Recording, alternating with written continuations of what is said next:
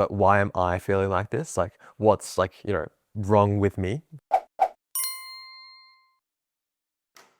Hello, I'm Aaliyan and I got a 99.9 ATAR with a 99th percentile UCAT. Welcome to my home.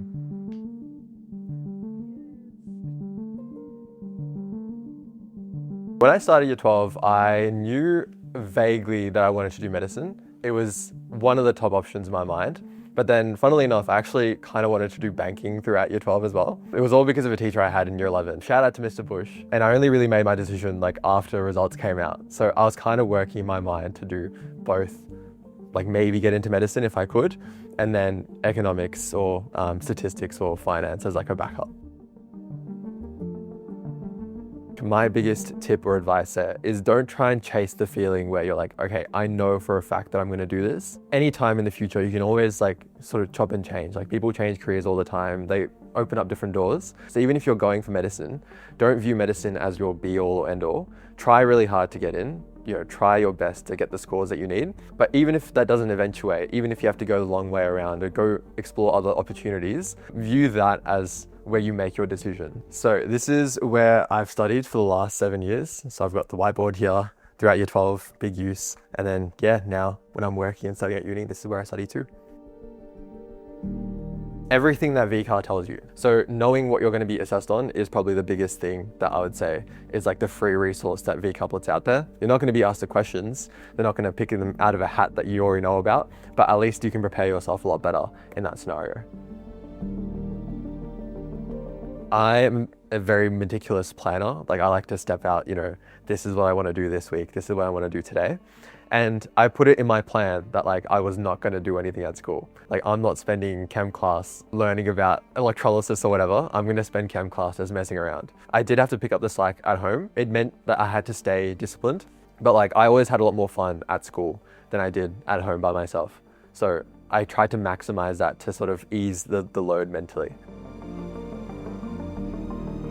For exams and assessments, I made it a rule to not do any study the night before. Everything you're going to do in that last 48 hours is not going to give you that same impact as, sleeping for like 12 hours or eating the right food or just chilling out and relaxing yourself. So for my UCAT especially, like I took that rule to the max. I didn't do any questions like for the 3 days before my UCAT.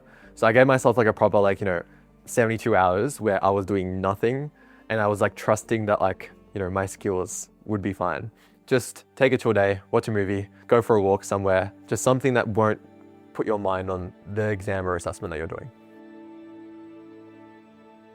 If you're honest with yourself and you're honest with how you're going, it means that you can sort of forsake these little bits of pressure and motivation. Same thing goes with school. Like the reason why I didn't pay attention in school is because I knew I was on it at home and I was being honest with myself to say, hey, maybe I do need help with English today. Like maybe I'm not like the greatest English writer of all time. Maybe I should ask my teacher in class and pay attention this week. So my biggest piece of advice would be to not ask me or anyone else what their advice is for parents. The first question to ask is to ask, what your child thinks. Find out what they want, find out what you want. And more often than not, you'll find out it's the same thing. You want to see your child succeed. So if you have that conversation, you can figure out how to support each other the best. So I'd say that's the most important thing you could do.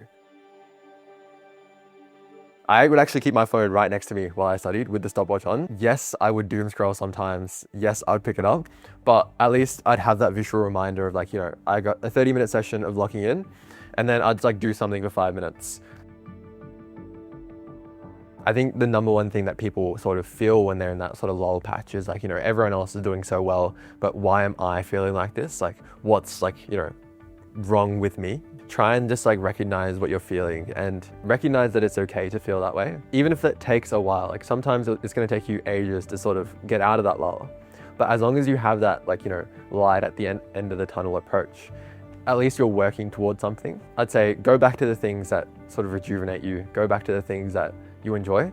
It's always okay to take a break for a day, a week, maybe even 2 weeks, right? If that's gonna make or break the rest of your year, you can afford a lot of time to making yourself feel better. I had a lot of superstitions. It's not superstitions in the sense that I truly believed it, But it's one of those things where it like distracts you from what you're doing. So for example, like I had to make sure like the pens that I was using were the same pens that I used in all my notes. My dad's work had like a whole box of pens. I only used them for the entire year. And then when I was studying, I always had like, you know, my lamp on. I had everything in like the same sort of position. That you have to find a method to your study. I would change the way I studied quite a lot, depending on the subject, depending on what I was feeling like, depending on my motivations. The more important thing to focus on there, from my perspective, is just find what works for you. You know, if mind maps work for you, you know, in term 1, they don't have to work in term 2 for chemistry. Whether it's like, you know, practice questions here, telling my sister about like, you know, the human body here, like, you know, all those different things are all equally like, you know, valid ways to study. There's no one right approach for you either. So I'd recommend just go with the flow. Make sure you're always asking questions of yourself. Like, is this valuable? Am I getting anything out of this? Because that's like the main thing that you want to go for, right? Not what anyone else is telling you to do or the right way to do things. I'd have like a solid 3 hours basically. So 5 o'clock I get home, 6 o'clock is when I'd start studying, so give myself like an hour to take a shower. And then 6 o'clock to around 9:30, 9:45 is when I'd be studying with like, you know, a 30-minute gap in between for dinner. And then I'd do like the 1 hour or 2 hours of, you know, watch some movies or watch a show. So the music that I listened to when I was studying, it was, you know, like R&B, that sort of stuff. I don't listen to that anymore. My taste has changed quite a bit. So at the end of year 12, I got into a lot more like, you know, like 80s, like 70s rock bands. So basically like old dad music. And then sometimes when I'd study, I'd also use classical music as like a bit of a block out for noise. So sometimes during English, like the lyrics would sort of get in the way of me, like, you know, writing. Like I'd write the lyrics sometimes. So then the classical music, it would just like block everything out and, you know, act like some white noise in the background. Ultimately, being honest with yourself and knowing yourself is the best thing you can do. That comes down to accountability, knowing what you're good at, knowing what you're bad at, knowing what you need to improve on. Whether it comes down to study techniques, whether that comes down to sleep, whether that comes down to, you know, your exercise routine if you're going to the gym, you want to be honest with yourself to the extent that you can be the driver of your own success. In terms of how you actually do that, I know it's a very like, you know, cliche motivational thing to say, like, you know, be honest with yourself or know yourself. At the end of the day, like that comes from either yourself, it can come from your parents, it can come from your friends, it can come from your school teacher, but it starts with asking those questions. For me, I asked these questions sitting here at my desk. My parents came and told me some stuff that I didn't want to hear. But it's that uncomfortability about not being honest of yourself that really flicks that switch. And then you can start figuring out what your approach is going to be for a successful year 12.